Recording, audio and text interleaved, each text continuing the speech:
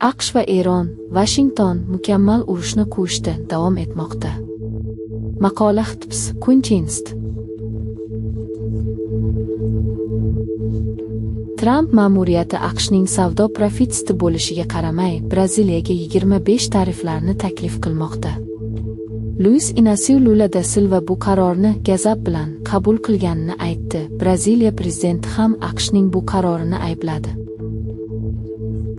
Ukrainalik Kostyuk Fransiya ochiq chempionatida Rossiya yulduzlarini urush haqida portlatdi.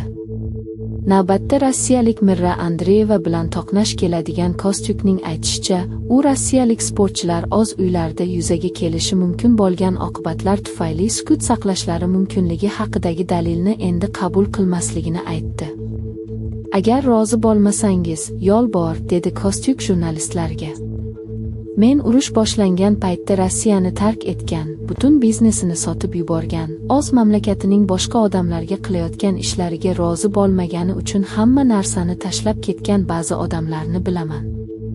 U o'tgan yili Rossiyadan Avstraliyaga bo'lgan sadoqatini o'zgartirgan o'yinchi Darya Kasatkinani misol qilib keltirdi.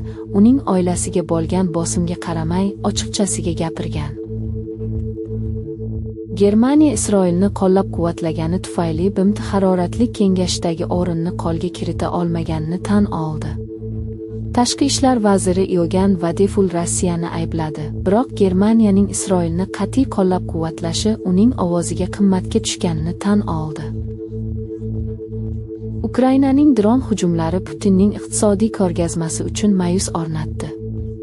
Putin payshanba kuni Sankt-Peterburg xalqaro iqtisodiy forumiga mezbonlik qilayotgan o'z ona shahriga kelmoqchi ekan.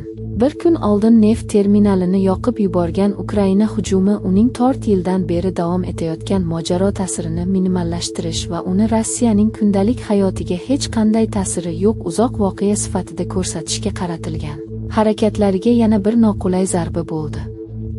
Rossiyaning Finlyandiya ko'rfazidagi ikkinchi yirik shahri yaqinidagi harbiy dengiz bazasini nishonga olgan hujum Ukrainaning qo'shnisiga chuqur zarba berish qobiliyati ortib borayotganini ta'kidladi va hatto Putin tugilgan qattiq himoyalangan shahar ham tobora zaiflashib borayotganini ko'rsatdi. Sankt-Peterburg aeroportida ko'plab reyslar kechiktirildi yoki boshqa yo'nalishlar